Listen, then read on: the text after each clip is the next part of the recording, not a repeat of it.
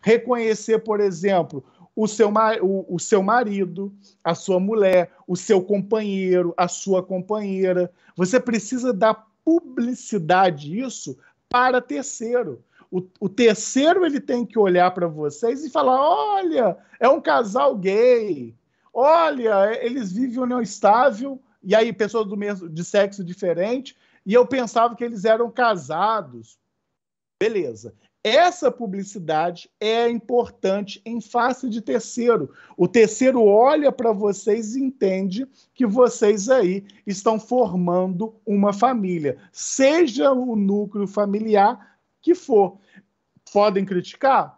Podem. Pode elogiar? Podem. Mas quando olha para vocês, entendem que está em face desse núcleo familiar lato sensu, né? Ah, é um casal, e a pessoa aponta o dedo e a merda toda, tá? Então, isso é o critério da união estável voltado para publicidade, né? Um outro critério muito importante quando a gente discute, por exemplo, essa união estável, é um critério chamado continuidade e durabilidade, né? Então, veja bem, gente, vamos pensar num, sei lá, num relacionamento, né? Esse relacionamento, ele deve ser o quê? Ele deve ser, em tese, contínuo. Esse relacionamento... Deixa eu aceitar aqui. Esse relacionamento deve ser contínuo. Esse relacionamento, ele deve ser duradouro. E hoje em dia, só Deus sabe o que pode ser considerado, por exemplo, um relacionamento duradouro. Então, você tem que se analisar no caso concreto. Você tem que analisar, não é o tempo. Você precisa analisar nesse duradouro o quê? A qualidade desse relacionamento do que o tempo. Por quê?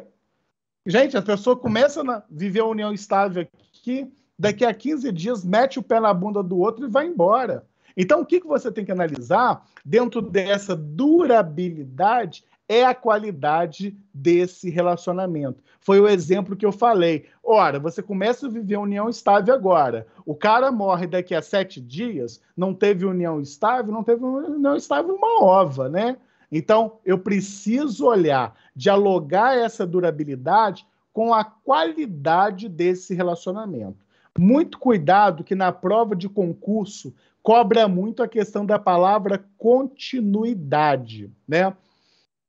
E o que eu quero dizer com isso? Vocês imaginam que você... Será que eu peguei uma folha em branco, um bicho idiota aqui? Vocês imaginam que você começou a viver união estável, sei lá, em 2012. Em 2013, está vivendo união estável. Em 2014, união estável. Em 2015, você meteu o pé na bunda. Né? Você meteu o pé na bunda em 2015. E aí você rompeu com essa união estável. Aí voltou com esse cara ou com essa menina em 2021. O que aconteceu, galera? Você interrompeu aqui,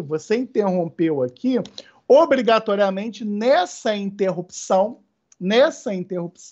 você tem que contar do zero a sua união estável. Então, essa continuidade não pode ser interrompida, tá? Em caso de separação da união estável, qual o documento revoga esse ato? Não, união estável é fato, né? Tem gente que faz um negócio muito idiota chamado escritura pública de união estável. Eu falo, gente, o cara gasta dinheiro para fazer escritura pública de união estável, ele é doido.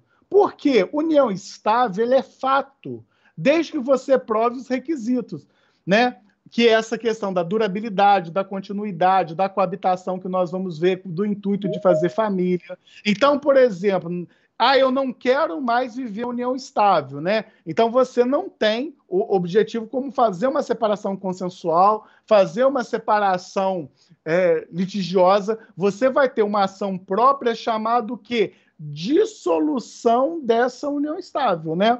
E aí você vai fazer uma ação própria chamada dissolução de união estável.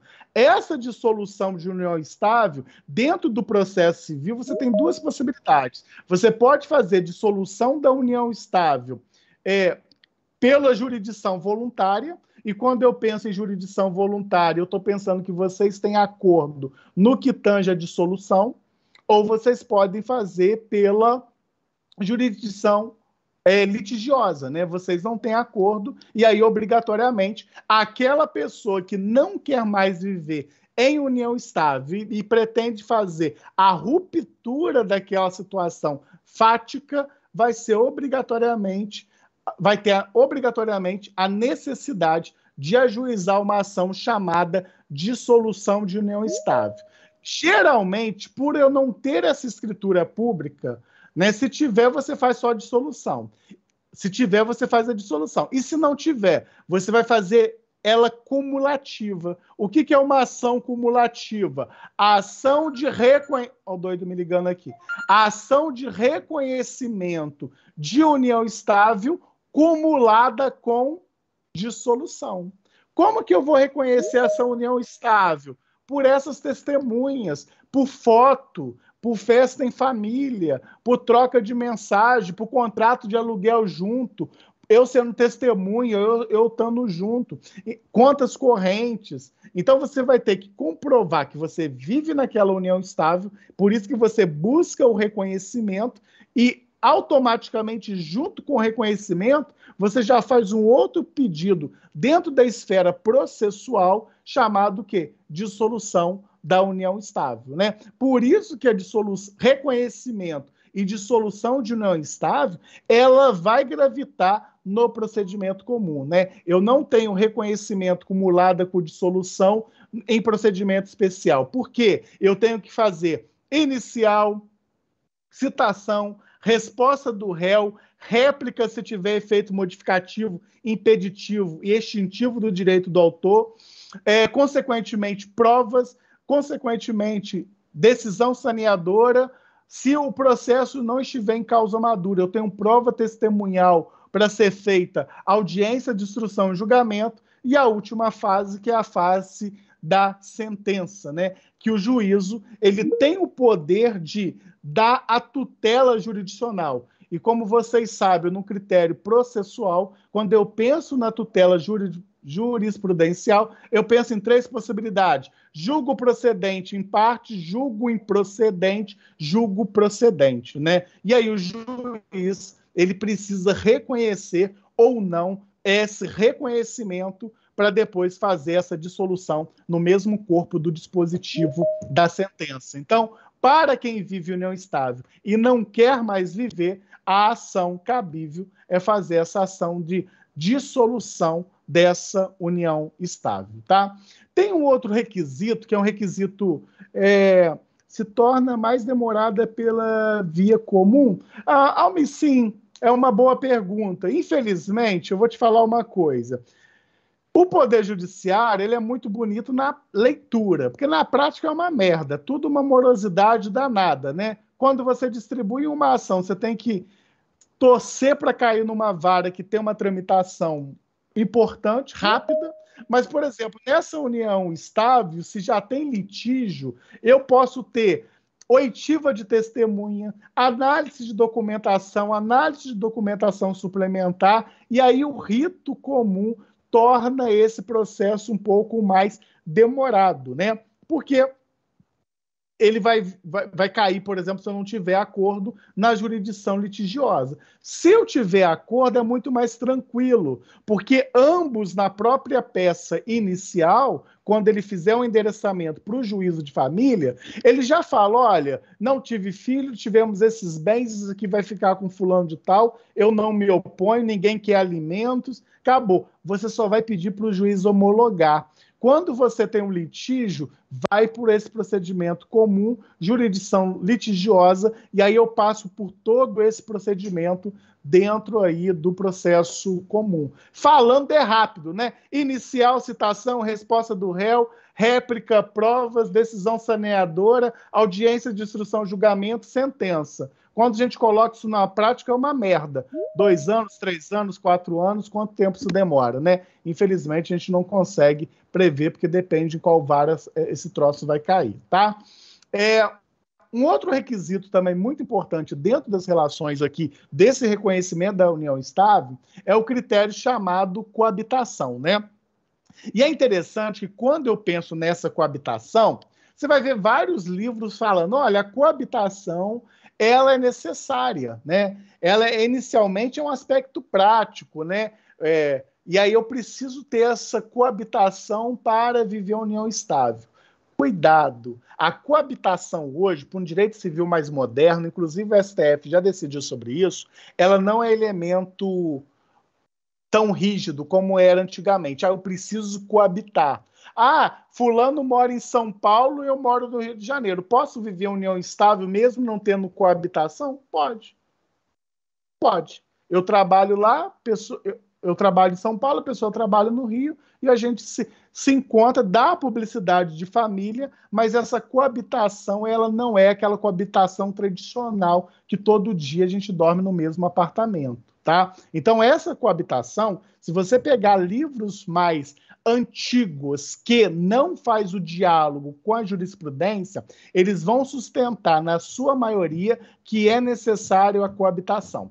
Dentro da jurisprudência, nós vamos perceber que a coabitação não é elemento absoluto para caracterizar a união estável. Ajuda numa prova? Obviamente que sim, mas ela não se torna mais elemento absoluto, tá? E, por fim, no que tange os aspectos da união estável, eu vou ter um elemento subjetivo, né? Que é a afeição marital. Quando eu penso na afeição marital, não tem nada a ver com o casamento. Quando eu penso na afeição marital, eu estou pensando em quê, doutores? No vínculo que une aquelas pessoas através de um elemento chamado afetividade. Olha que poético, chega até a ser bonito, né? Afeição marital, vínculo que une aquelas pessoas voltadas para a afetividade, tá? Então, é um elemento subjetivo que precisa estar presente dentro dessa união estável. Tendo esses elementos, e aí vocês perceberam que ora eu posso flexibilizar, ora eu vou deixar ele mais rígido, mas tendo esses elementos que nós acabamos de discutir aqui, beleza, vocês estão em face daquilo que nós vamos chamar de união estável, tá? Só que a união estável, ela também vai ter um papel muito importante. Ela vai ter um papel referente àquilo que eu vou chamar de aspectos patrimoniais, né? Inclusive, quando você utiliza, por exemplo, lá do Código Civil, lá no 1725, e ele trata dessa questão da união estável, dentro de umas relações patrimoniais, ele vai equiparar essa união estável dentro de um regime de bens. Qual é o regime de bens? O regime da comunhão parcial de bens. Né? E vocês fizeram um trabalho sobre o regime de casamento, e o que seria esse regime da comunhão parcial de bens? Né? É tudo aquilo que eu adquiro na relação a título oneroso. Então, você começou a viver união estável agora. Comprar um carro, comprar uma casa, comprar uma batedeira, comprar uma impressora, comprar o Super Mario que está ali atrás, lá no escritório, beleza. Metade para um, metade para outro. Mas o fulano, a ciclana, não entrou com um puto de dinheiro. Cagamos para isso. Por quê? Está na constância da união estável. Né? Vai entender que, de forma indireta, houve a contribuição onerosa para adquirir aquela coisa. Então, se não tem trato diferente da união estável, se aplica o quê? O regime da comunhão universal. Tudo que é adquirido na constância da união estável, a título oneroso, metade para um, metade para outro, né? Salvo que quando você fizer a união estável e quiser documentar essa união estável, você pode criar uma regra para aquela união estável, né? E aí você pode falar, olha, no que tange os bens, nós vamos decidir que vai ser assim, assado e por aí vai, tá? Então isso poderá acontecer. Elissandra, vai lá, fica à vontade. Oi, professor, boa noite. Muito que a Daniela Martinez está tentando entrar faz meia hora, professor. Meu Deus. Você está aparecendo o convite? Não. Daniela? Deixa eu ver aqui, só um minutinho. Não, para mim tá... Não. Não, tá não. Vou falar para ela enviar de novo, que ela já me mandou um monte de mensagem. Coitado, meu Deus, Tá. me xingando. Eu pedi para ela mandar de novo, professor. Obrigada. Tá, eu que te agradeço. Tá? Então, assim. Primeiro, oi. Pois não. Oi, Pimenta, tudo bom? Oi, Tudo Eduardo. certo. Vai lá, Eduardo. Na paz, né? Sim. Vou fazer uma perguntinha. Essa união estável aí, esse vínculo, ele só se encerra se você entrar com a dissolução, por exemplo, se você separou e você separou, cada um ficou com uma parte, e aí você não deu entrada lá, não houve a dissolução, e aí você vive mais 2, 3 anos, 4 anos e não faz a dissolução. Aí você adquire bens da pessoa também. Para acontecer de alguém entrar na justiça e querer alguma coisa, faz diferença você entrar com a dissolução ou não? É uma pergunta muito interessante. Na realidade é o seguinte, olha, se você vive união estável, porque veja bem, direito de ação, né, todo mundo vai ter. Inclusive pode discutir isso daqui a 2, 3 anos. Até porque a gente está em face de um direito de família, que é um direito de Estado, né? Então, por exemplo, você não vai ver aí a nomenclatura de prescrição para isso. Né? Por quê? Porque você pode, a qualquer momento, ter o direito de ter reconhecido e dissolvido a sua união estável.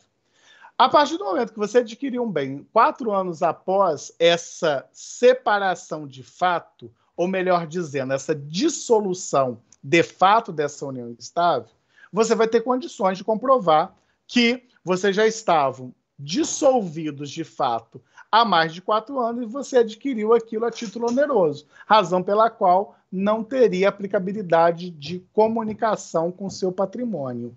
Mas eu sempre aconselho, gente, você não sabe o coração do outro.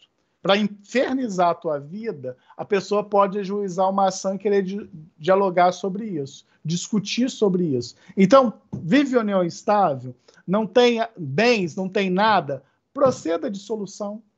Para você ter uma documentação da tutela jurisdicional que obrigatoriamente aquilo foi rompido e você não deve nada, ela não deve nada e vida que segue. Tá? Se acontecer, você vai usar esse argumento que eu acabei de falar. Houve uma dissolução de fato, o bem adquirido foi após essa dissolução, razão pela qual não há comunicabilidade desse bem, porque eu adquiri esse bem de forma particular, onerosa, não de forma comum, onerosa. Tá? Mas é importante pensar nisso. Tá? Foi?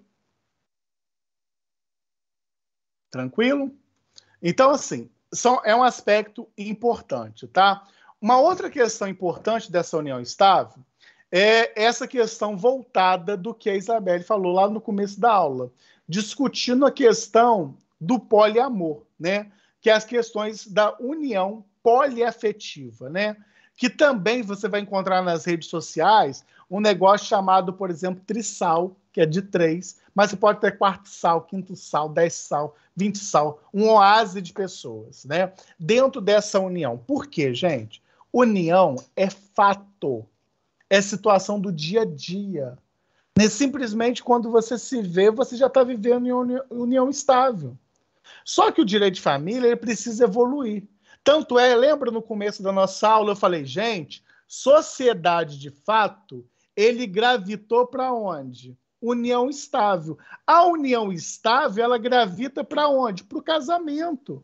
Tanto é que você viu aí na legislação, que a legislação fala, aconselha-se converter a união estável em casamento. Então, sociedade de fato, gravitou para a união estável gravita para o casamento. E o que eu faço com essas uniões poliafetivas? Um homem com 10 mulheres, 10 homens com 10 homens, 10 mulheres com 10 mulheres, um homem com uma mulher e um outro homem, são uniões poliafetivas. Essas uniões poliafetivas, elas precisam ter regulamento dentro do direito, né? Por que ela precisa ter regulamento? Aqui no Rio de Janeiro, já vou dar a palavra, aqui no Rio de Janeiro, um servidor queria reconhecer essa união estável através de ata notarial. E reconheceu. Hoje nós temos um aconselhamento do Conselho Nacional de Justiça para que os cartórios de nota não façam escritura pública declaratória de união estável poliafetivo. Sabe o que eu viraria para o Conselho Nacional de Justiça e falava? Caguei para o Conselho. Sabe por quê? Porque é fato. Não depende desse regulamento. É uma situação de fato. Como foi sociedade de fato, como é união estável e como daqui a pouco a gente vai ter gente discutindo a necessidade de regulamentar a união poliafetiva, como nós já temos no Instituto Brasileiro de Direito de Família, que é o IBDFAM. Tá? Vai lá. Elisandra que levantou a mão. Elisandra. Oi? Elisandra. Cadê você? Quer falar? Não? Não, acho Não, que professor, desculpa, era que eu falei da Dani, desculpa. Ah, não, beleza. Tá. Então, assim, essa união poliafetiva, gente, tem muita coisa para acontecer ainda. Vocês, como operadores do direito, vocês vão se deparar com isso. Como o direito não é uma ciência exata, então você vai ter aqui dentro da sala pessoas que vão sustentar da inviabilidade técnica de ter uma união poliafetiva. Vocês vão ter Isabel, vocês vão ter, por exemplo, como a doutora Isabel, a necessidade de defender a união poliafetiva. Eu também defendo, porque eu acho que é uma situação de fato. E você vai ter gente que é contra, gente que é a favor, gente que vai ter dúvida. Mas isso é importante dentro do direito, porque se constrói a regulamentação disso, né? A única coisa que eu quero deixar claro para vocês é o seguinte, gente: qualquer união estável, ela é fato. Como que a jurisprudência ela surge? Você bate, vai apanhando, vai batendo, vai apanhando. Chega um dado momento, o que a jurisprudência faz? Ela se consolida.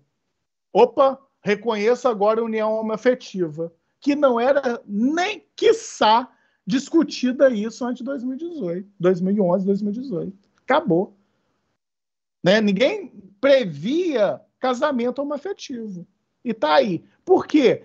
Bate, uma hora você tem uma evolução da sociedade para reconhecer isso. E hoje, o direito ele não pode fechar os olhos para uma situação de fato. Se vocês tiverem curiosidade, joga aí no Instagram um trisal, tem até um casal de trisal aí que fala aí do dia a dia, como é o dia a dia, ganha dinheiro com isso. Precisamos discutir muito quais são os reflexos da união poliafetiva. Onde? Numa dissolução, numa filiação, num direito sucessório. Precisa se discutir. Quem vai fazer isso é a gente. Contrário a favor, mas a discussão é nossa. É importante fazer. Mas dentro de uma questão de fato, união poliafetivo já é uma realidade. Se vocês tiverem uma curiosidade, joga aí no Facebook, não sei nem se vocês usam mais, mas joga em Facebook para olhar a comunidade e joga no Instagram, que vocês vão ficar surpresos com a quantidade de pessoas que optam por essa nova modalidade de união. Que, na realidade, é um desmembramento da união estável, só que agora com diversidade de sexo. Diversidade não, quantidade de pessoas, melhor dizendo, quantidade de pessoas, tá? Mas isso já é uma realidade que acontece, tá? Beleza? Dúvidas aí, gente? Alguém quer alguma ponderação sobre isso? Eu queria perguntar, filho. Fica à vontade. Deixa eu te falar, esse no caso desse trisal, o quadrisal, tem que estar no mesmo teto, assim, por exemplo, o cara tem 3 mulheres em 3 lugares diferentes, ou a mulher tem 3 homens, mas eles se conhecem. Isso também é possível? Boa pergunta, muito boa pergunta. O Eduardo usou uma palavra muito importante. Ele falou assim: eles se conhecem. Opa! Se eles se conhecem e não tem coabitação, eu posso entender que eles são uma modalidade de união poliafetiva. Eles não se conhecem. Aí essa merda é traição, é concubinato.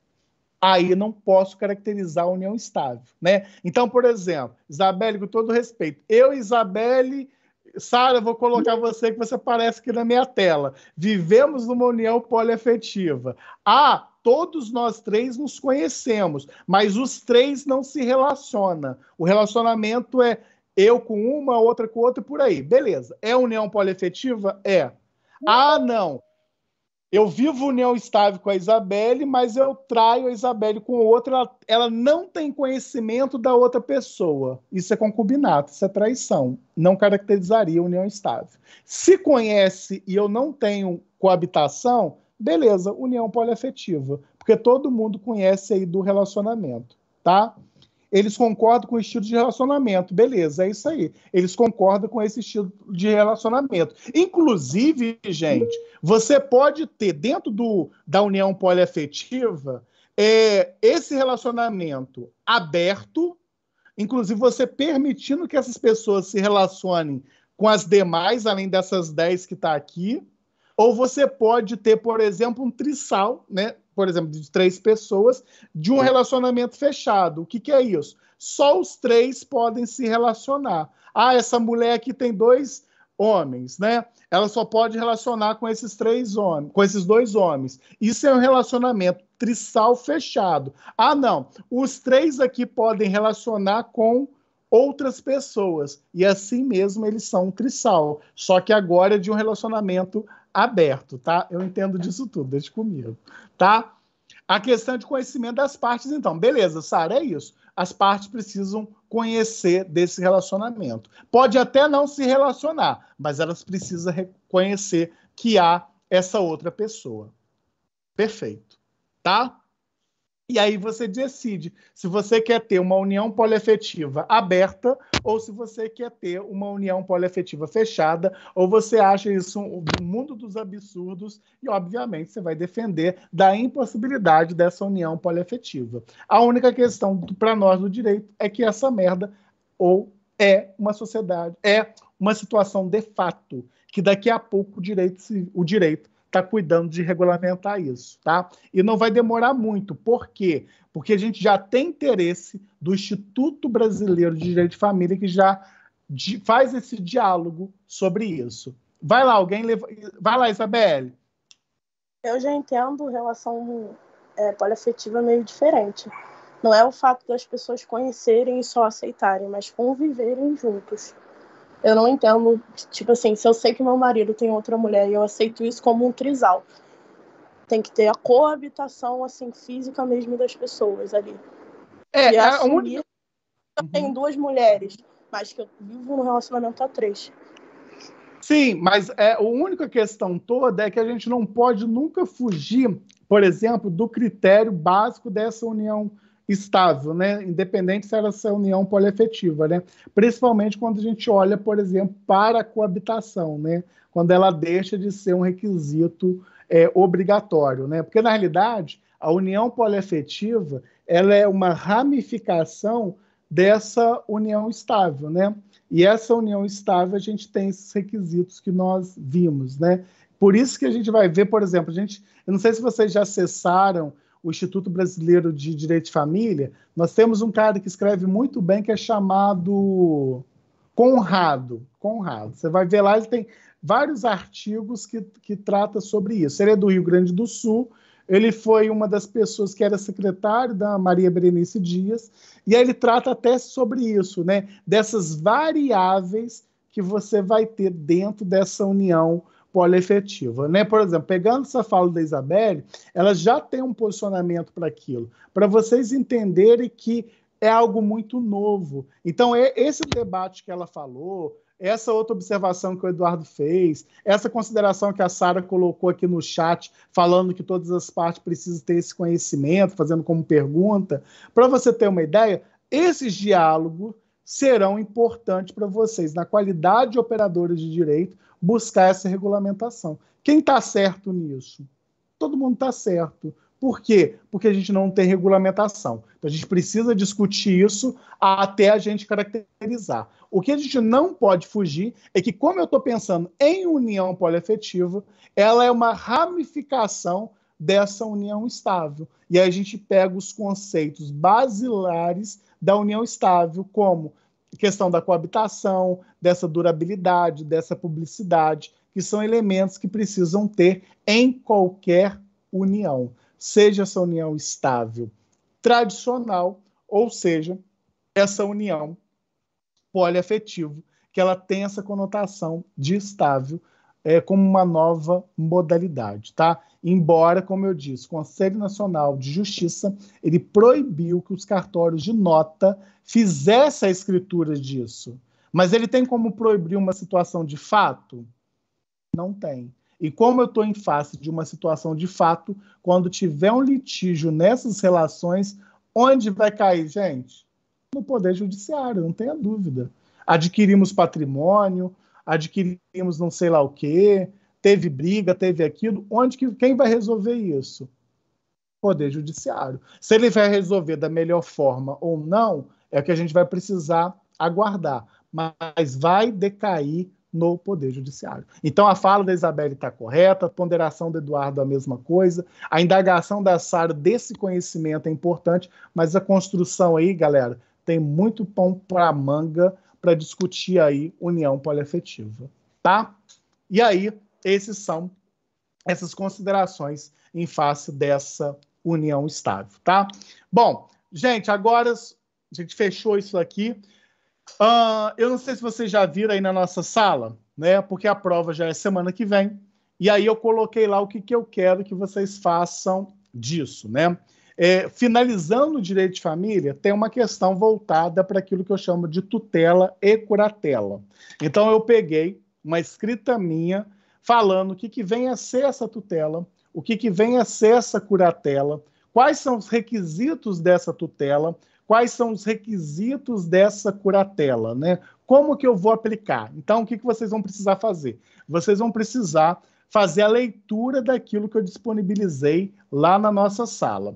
E lá na nossa sala, salvo engano, eu faço 3 questionamentos em face de um caso, né?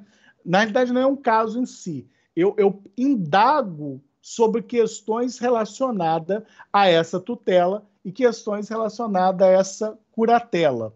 E aí, o que eu preciso que vocês façam? Que vocês estudem esse material que está aí na sala. Se vocês quiserem buscar complementação, fiquem à vontade, que vocês vão poder fazer leitura de artigos, né? Se vocês quiserem olhar, por exemplo, o site do IBDFAN, tem muito artigo jurídico sobre coisas muito modernas, né? Então, vocês podem se valer disso e vocês vão responder essas 3 perguntas, né? 2 delas eu peço para vocês justificar e eu peço para vocês fundamentar. Uma delas eu peço para vocês justificar. Quando eu falo justificar e fundamentar, vocês vão colocar os argumentos cabíveis para aquela resposta e vão fundamentar com a legislação, né? Com algum artigo, ou com a lei, ou com um artigo específico, que tem consonância com aquilo que está sendo perguntado, tá? O trabalho, só um minutinho, Leandro, que eu já vou te dar a palavra. O trabalho, ele pode ser o quê? Em grupo, tá? Qual é o limite? Eu não desconstituo panela, tá? Não vou falar que é 3, porque se o meu grupo é 4, eu vou falar com outro grupo que eu não suporto, não.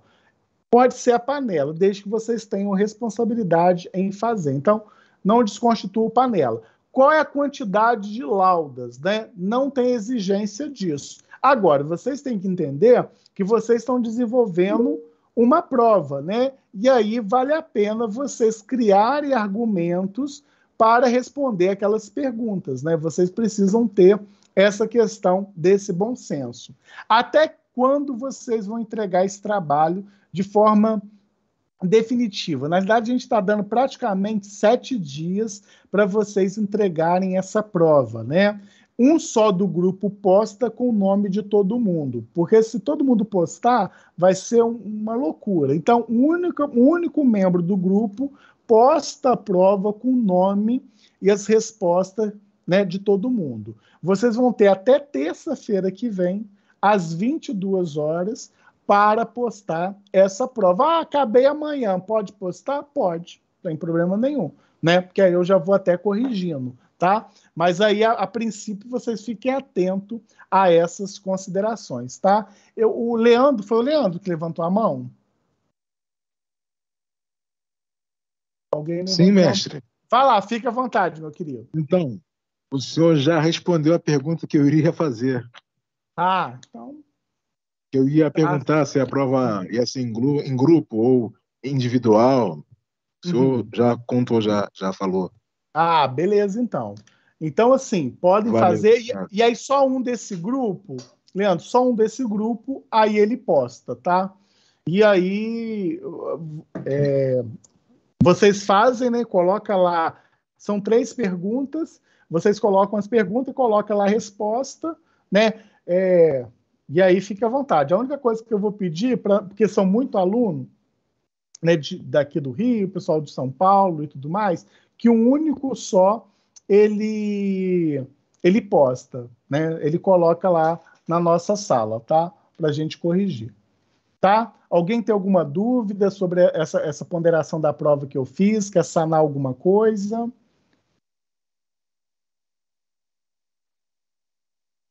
Tá tudo tranquilo? Acho que sim, né? Se acertar o nome, a gente ganha ponto? Ué, lógico, pelo menos o nome. Não, mas tem gente que erra o nome, tá? Certeza, já errei. Olha, gente, na prova agora, eu lembrei agora da prova física, que às vezes a pessoa nem coloca o nome da prova. Claudemir, fica à vontade. Professor. Sim. Essa prova, tanto em grupo quanto sozinho, sem problema nenhum. Sem problema nenhum. Beleza, sem problema nenhum. Tá? Não tá feito, obrigado. Ó, foi uma boa pergunta do Claudemir, tá? Olha só. Quem quiser fazer individual a prova, fique à vontade, tá, gente? Não tem dificuldade nenhuma, tá? Obrigado por ter me lembrado que eu não fiz essa observação, não, tá? Mas quem quiser fazer a prova individual, pode fazer. Não vai ter prejuízo em nada, tá? Obrigado. Eu até esqueci de colocar essa observação. Se vocês puderem replicar no grupo de vocês, podem falar isso que está certo. Quem quiser fazer individual, pode fazer também. Professor? Sim. O Farley, tudo bem? Tudo certo, Farley. Diga. Vai ser preciso colocar alguma jurisprudência? Olha, na realidade... Não, na realidade você não vai precisar. Você pode fundamentar... Não, na realidade, na fundamentação, você pode até colocar jurisprudência. Na realidade, você não vai conseguir essa jurisprudência. Você vai conseguir ementa sobre o caso, né? Porque, como é direito de família, ele vai gravitar aí por sigilo, segredo de justiça, né? Aí você só vai ter lá, por exemplo, no acordo, aquelas ementas. Quiser usar, pode usar, porque faz parte de fundamentação. Se quiser usar só a letra fria da lei, também pode utilizar, tá? Aí nessa fundamentação de vocês, fique à vontade. Eu quero usar lei com jurisprudência. Eu só quero usar jurisprudência, só quero usar lei. Não tem problema nenhum, porque é uma questão livre no que tange essa fundamentação, tá? Obrigado, professor. Valeu mesmo. Nada. Mais alguém? Não? Mais alguém, gente? Fechamos? Bom, então é isso, gente. Então, fechou a união estável, tutela e curatela, que vai ser a matéria da prova de vocês. Se no decorrer da semana alguém tiver alguma dúvida, pode me mandar mensagem, pode me ligar. Se eu não responder de imediato, embora eu responda todo mundo, vocês sabem disso, quem me manda mensagem é porque eu estou atendendo no escritório, ou eu estou na fundação, por exemplo, quarta e quinta eu estou numa fundação, e aí fica corrido devido aos atendimentos que eu faço na fundação. Mas, assim, sempre respondo todo mundo. Estou com alguma dúvida, fique à vontade que eu respondo, tá? E aí eu desejo para vocês aí uma excelente semana de prova, né? Essa semana vocês devem estar em revisão e prova, uma excelente semana de prova, que dê tudo certo, e qualquer dúvida vocês falam comigo, tá? Eu acho que a maioria tem meu telefone, no ponto de aula também tem lá meu telefone, e qualquer coisa divergente vocês falam comigo, tá? Desejo aí para vocês uma excelente semana de prova, que o semestre termine aí muito tranquilo e que tudo dê certo. Obrigado, mestre. Tá? Então tá, gente. Uma boa noite para vocês. Se cuidam e vamos que vamos. Obrigada. Obrigado, professor. Boa noite. Até mais, gente. Muito boa noite. Obrigado. Boa noite, Obrigada, professor. Um professor. Boa abraço.